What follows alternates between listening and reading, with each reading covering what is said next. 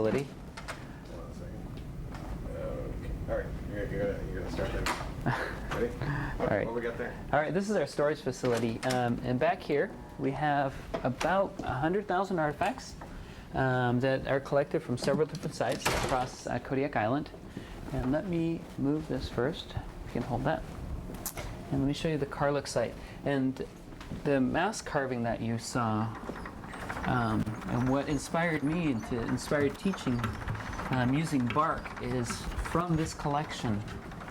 The Karluk K1 site, which is owned by Kodiak Corporation.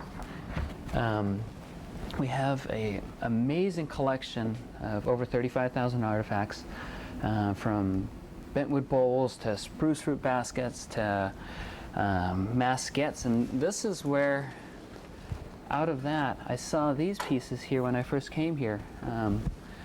And this is what inspired me to utilize and start using bark as a teaching tool, because it's free, collect it, and you can see the different maskettes. And you know, we have several different people saying, well, these are hung from clothing to being preforms for masks, or just to make sure to remember how to make that mask and tell that story. And each one of these masks actually probably carried a story and was told and passed on that way.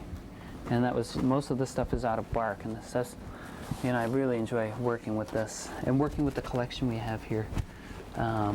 We have maskettes, we have dolls, which are Kathleen is actually in the process of caring for. Bangles, and this is a lot fuller than what it looks like now, but we're in the process of moving our storage facilities around and doing more. Let me get miniatures. Actually,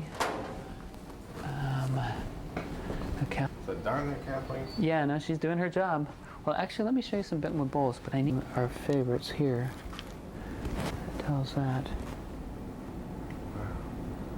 How old would you estimate that is? These are anywhere from 200 to 800 years old. That's a pre-contact. And very good shape. Yeah, we got some amazing stuff here. We'll get one or two more. Okay.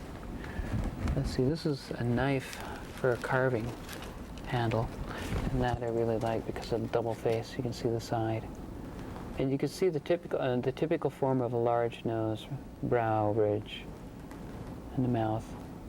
And this is part of a carving knife, a handle. Let's see what else we got here. And here's one out of bark. There, you can see that.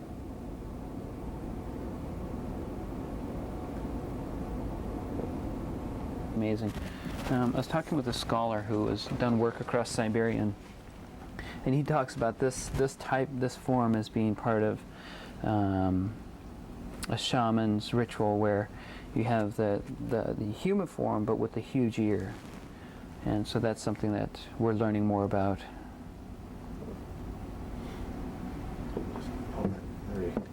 Rotate that a little bit so I can get close up.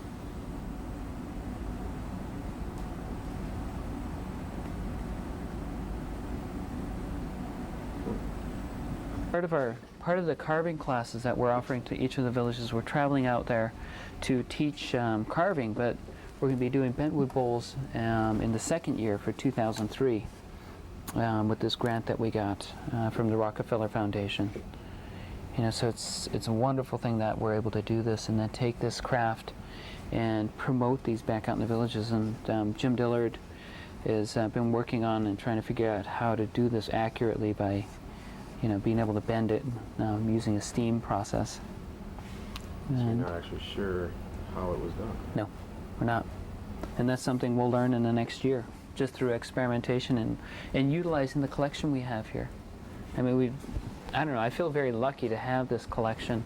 I mean, we are very lucky to have this collection that, you know, just shows you all the different types of bowls there, and that piece out there. And then the stuff we have on exhibit out in there is also collected in the 1800s. And for the Looking Both Ways exhibition, I can go around and I can point out some of the stuff there, the bowls, the masks, things that were still being used. Let's see, we do have hunting tools, games. The other thing that we've been working on, and where's Catherine? Really good with that. Let me move this here.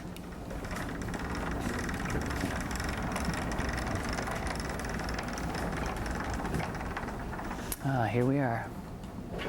Okay, so now here's where the collection is, and we're in the process of moving it. Here you have baskets that last year we had a traveling grass basket. We went out to the villages and we taught grass basket weaving through the museum with a local basket weaver here named Arlene Skinner. She helped us with that. We went to each of the villages, did an exhibit, a traveling exhibit where we taught both students and adults how to make baskets. And these are fragments, again, from Karluk. You know, and then here we go. And so you can see all the different types of material that we do have. These are bangles that go on masks, that go around. You still have to paint on there, the ochre. Now, what was that? Do you think that paint was made from? Ochre. It's a pigment you grind. Hadn't heard of that. Yeah. And then you got toys. You got kayaks here. And then each of these things, I mean, this is like the kayak parts, kayak models, the tops for kayaks, the little men that sit on top, you know, in the kayaks themselves. You know, they would go on, you know, kids would be making just toy kayaks, and so the individual would actually end up going on top so that the kids had, you know, a toy to play with. And I mean, look at this guy, he even has a face and everything. With the hat, with the hunting hat.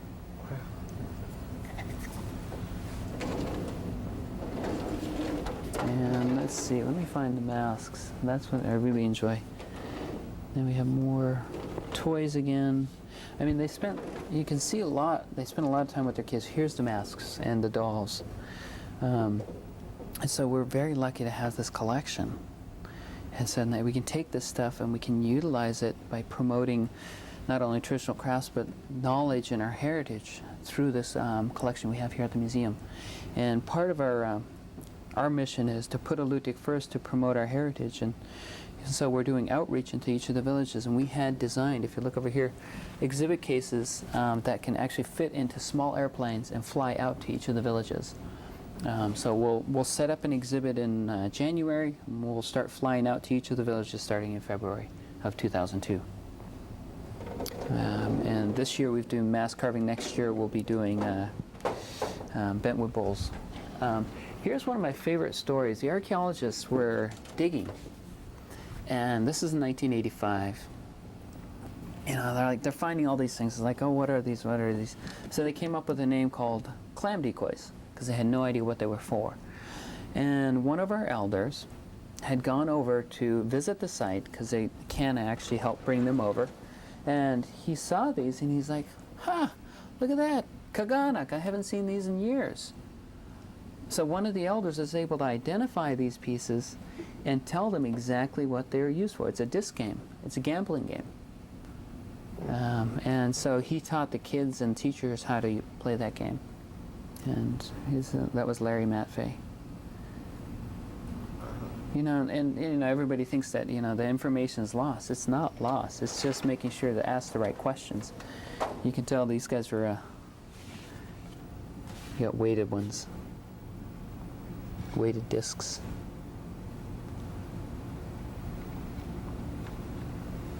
You got ones with markings, ownership markings.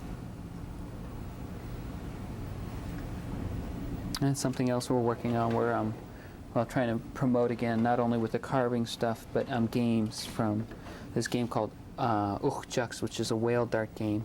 And these are tally sticks. And what we do is you'd have two people playing, throwing darts at a whale. And what you do is you have 12 tally sticks in the center, and then there's certain points on each of the whales, and then whoever gets a certain amount of points up to 12 first wins. So. And the way it works is there's only 12 tally sticks, so you have to have all 12 tally sticks to win. And so you could end up playing for hours. Like one game we played for 4 hours. The other thing too is the stone tools.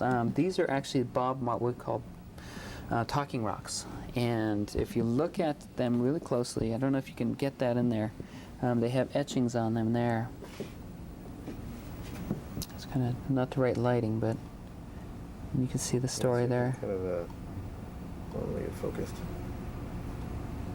There we go. Just kind of rotate just slightly. Back and forth. Actually, let me grab another one here. Let's try this one. You might be able to see it a little bit better. Yeah, what do you reckon those etchings were about? They might have been for telling stories, gambling. We don't know. One time, the archaeologists called them Bob Marley rocks because they look like Bob Marley, from the way they were looking at them. So that's just one part of what we're doing here. Other than housing the artifacts that we've collected on the island, and then promoting the crafts. I mean, you can see this stuff here. I mean, it's just beautiful work of art. I mean, just in their bowls. And that was found at the site? I found on the site, yes. We were very lucky to have Karluk, but Karluk doesn't exist anymore. It eroded away. So that site doesn't exist anymore. Now, how do you feel being able to work, with all this stuff? For me, it's my job, but it's a great job to have. It's like, hey, I get to go in, and I'm excited about my job, and I'm excited about, having the opportunity to work with the collections. Because, ever since I've been a kid, I've always been interested in.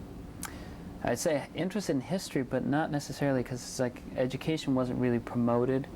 That type of education. I was supposed to become a fisherman. That's my nickname. But I ended up doing archaeology because I learned in college and enjoyed learning.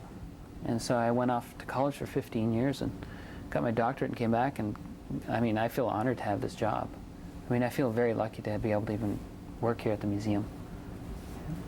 Let me show you some baskets over here.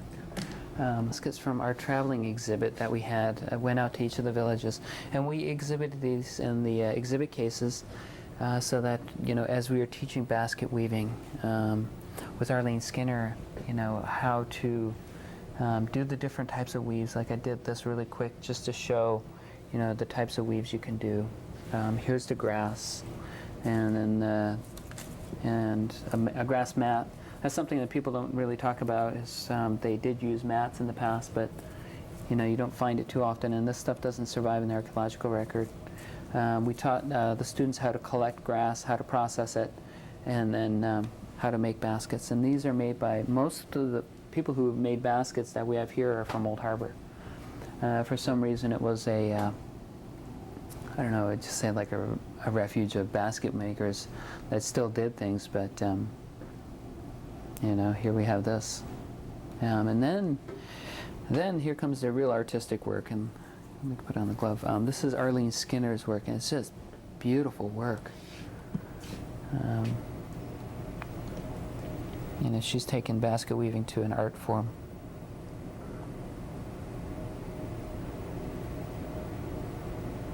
So essentially that's woven together stitch by stitch. Yep. And she probably got 40 hours into that. And she taught me, she inspired me so much that I learned how to weave baskets myself. The exhibit cases we have, we designed them so that we can actually fit them into small single-engine airplanes. Because that's how you get out. That's how you travel in the bush, and everybody knows that. But a local craftsman, Roy Stoltenberg, made the exhibit cases for us. And what we can do is 2 people can pick this up, so it's not too heavy, and 2 people can actually take this out. And what we'll do is we'll set everything up in here in the museum, put all the exhibit cases or everything on display, put them in here, put them back in there, and send them out. But this comes out and fits right on top of there, so this becomes the base for it. And so we have everything pretty much fit right in there, and then close it and off to the next village. And what we're doing with this, though, is we and just instead of just exhibiting this, we'll be going out with a carver, and I'll be going out as well, working with the students and teaching carving in the schools and teaching adults as well in the evenings. So we're trying to hit both students and adults, because one of the things that ends up happening, and growing up in the village, I saw that, like, okay, there's a program just for kids, nothing for the adults. Well, let's combine both of them, and especially with something that can do good. Okay. You can relaunch it.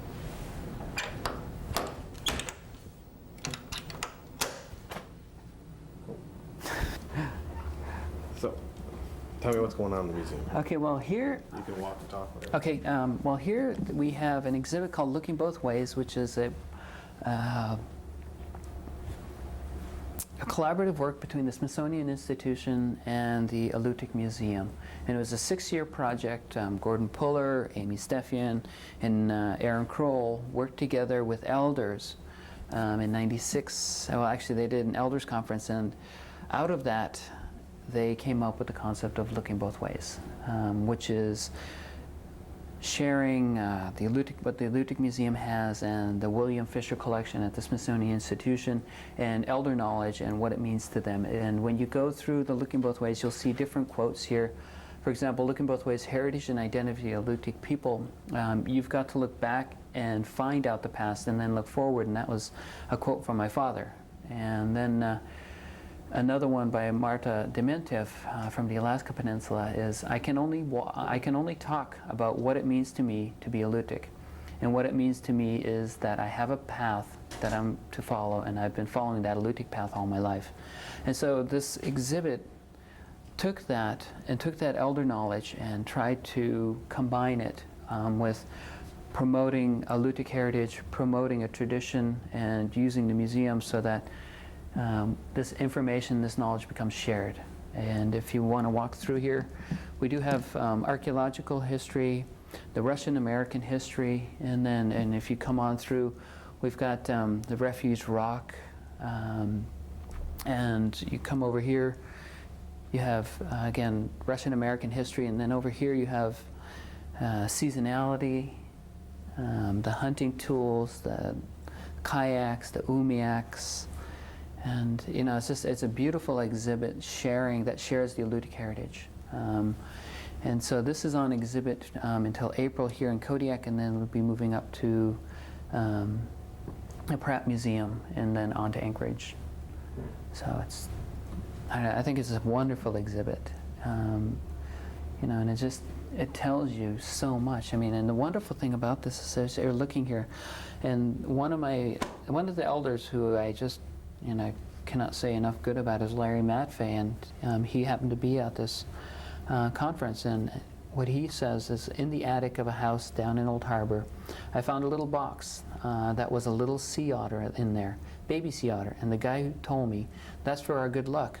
We put that up on the kayak, and pretty soon we'd find a sea otter. And you can find that same tradition in the archaeological record, and you can find it in contemporary history. So you've got that relationship between the past and present. This is something that's just wonderful. And promoting, again, that comes back to, for example, us doing the mask carving. It all works together. Up here, I love this stuff. The mask and the hats. But if you come on this, I don't know if it's this side here, if you look and stand back, you can actually see a face there, and this is Chugach mute. Actually, that's not. That was collected in Karluk. So the traditions between the Chugach mute and the Alutiiq are very similar. I mean, there's so much shared between the two groups. This is made out of spruce root, and spruce root's only been on Kodiak Island for 600 years, or spruce trees, 600 to 700 years, and so you have this shared tradition and materials that go back and forth between the mainland and Kodiak. These pieces here is actually, this one's from the Kenai Peninsula, Alaska Peninsula, Katmai. This is from Karluk, which is in the south end of the island, and where most of the materials, the masks and maskettes were from. And then the other piece here is by I was going to say Jacob Semyonov, not Tikhon Semyonov. And they're both bentwood hat makers. And that was made in 1980s, 1883. And I think the other one is, the right date, 1884.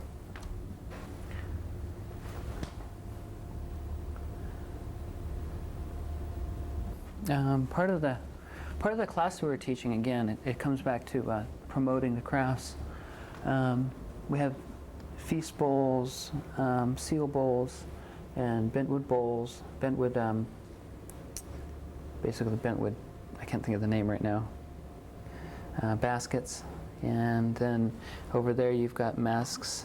So we're trying to bring these traditions back, and what you got to see was one of those days where, you know, you get people to inspire them to start doing these crafts again, and they're good. You know, I hope to see both Kathleen and Ralph doing this type of work and bringing that stuff back home. And that again comes back to going and doing the mask carving in the villages. Is okay, instead of taking it to the lower 48 at the Smithsonian, let's bring it here and let's take it back out to the village and share that knowledge, share that information, and promote it again, not shun it away. And so that the information's coming back and people can feel pride in their heritage and their history and see the importance of, you know, mask making. You know, like everybody's like, oh, mask making's bad. You know, it's like it tells, you know, shamanism stuff. But mask making was a way of telling stories. It was our way of expressing our heritage, lessons in life, you know, stories of, okay, I made a mistake out hunting, you know, so I'm going to laugh at myself by making a mask and telling a story. And that's some of the things that I hope the museum is able to do and promote. Again, here's another one, Jerry Lactonen. He calls this Joe Hazelwood. So, you know, so the tradition carries on. I guess I'll just go ahead and let.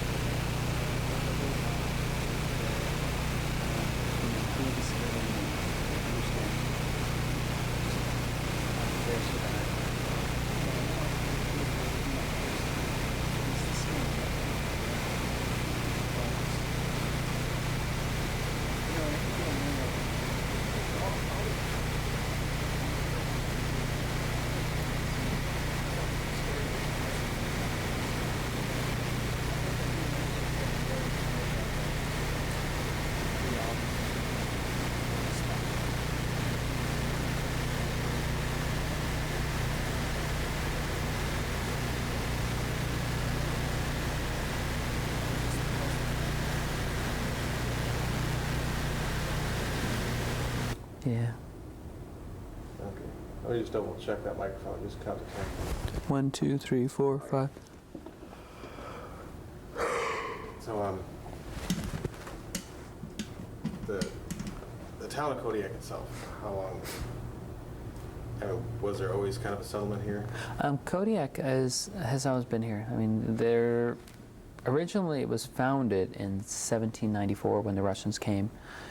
When the Russians moved from Three Saints Bay, they originally founded the settlement in 1784 at Three Saints Bay, and then subsequently there was it wasn't a good strategic location, and so Baranov moved the actually the Russian settlement to here, to the city of Kodiak, and then subsequently after that, 1800s, they moved up to Sitka, where it became the capital of Alaska in terms of the Russian capital.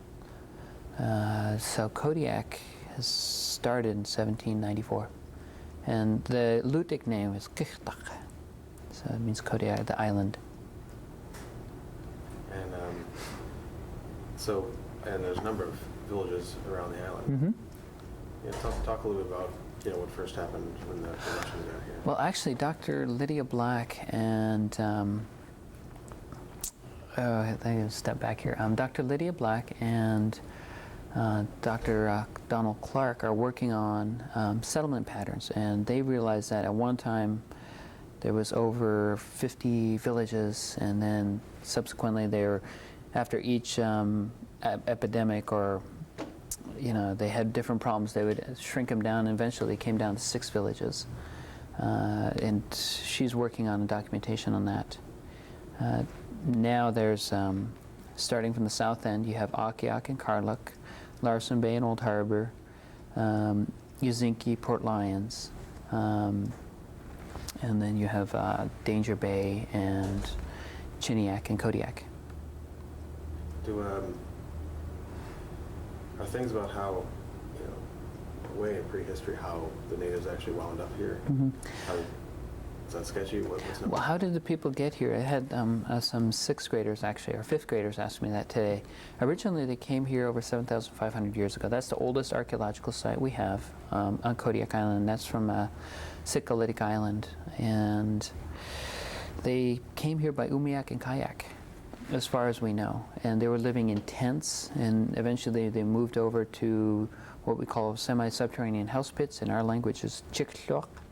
And over the next 7,500 years, the population increased, and you start to get more and more complex society, and you find that even happening in the archaeological record, because you get more settlements and more villages, and pretty much every you'll find settlements over. Well, there's over 1,000 archaeological sites documented on the island so far. Yeah. So do you think it's because people would move around a lot, or were there that many villages? Well, according to Shelikoff, when he came in 1784, he said there was 50,000 Alutiiq people. I mean, we figured he probably exaggerated, but you figure, okay, minus 80% of that, you still have anywhere from 10 to 20,000 people living here on Kodiak alone, and that's a huge population.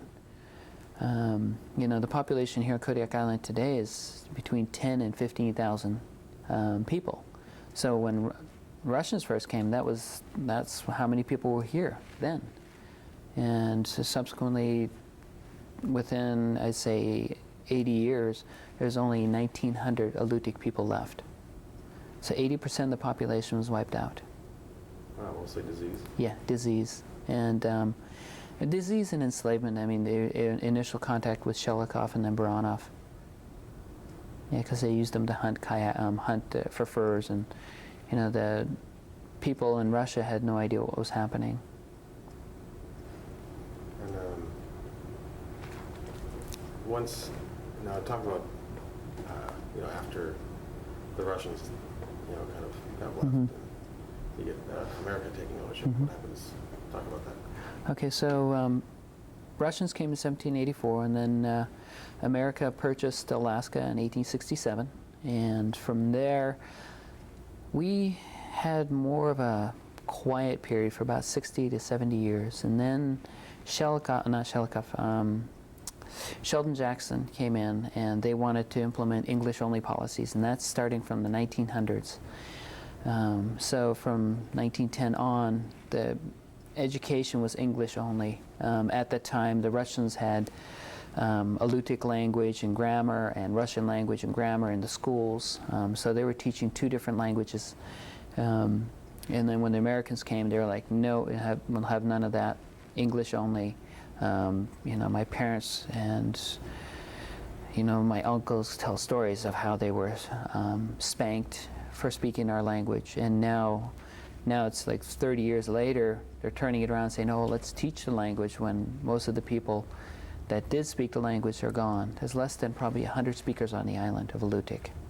And so we have very small population of fluent Alutiiq speakers.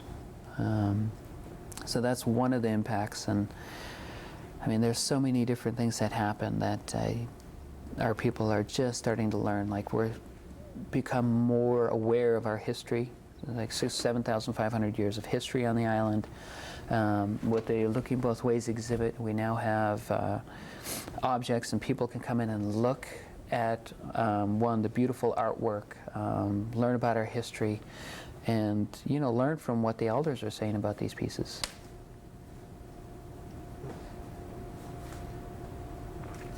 How does it feel for you to be you're kind of here at the right time as far as that's concerned? Yeah, no, I feel, I I've mentioned this to many times. I feel honored to have my job and to be honored to be working here. I mean, I feel very lucky to have a job where I've gone off and got my doctorate degree in anthropology, and I come back and I'm able to work in a museum in a way utilizing what I had trained for, but then, you know, coming home and living here in Kodiak and, you know, setting my roots down. It's exciting for me. You know, there's a lot of work to be done, and that's what we're doing, and I love it. You know, I love being home. Yeah, Good. yeah. Talk a little bit more about, you know, this century as far as, you know, obviously this century or this past century is when the town of Kodiak Yeah. became more of a city, and you know, we're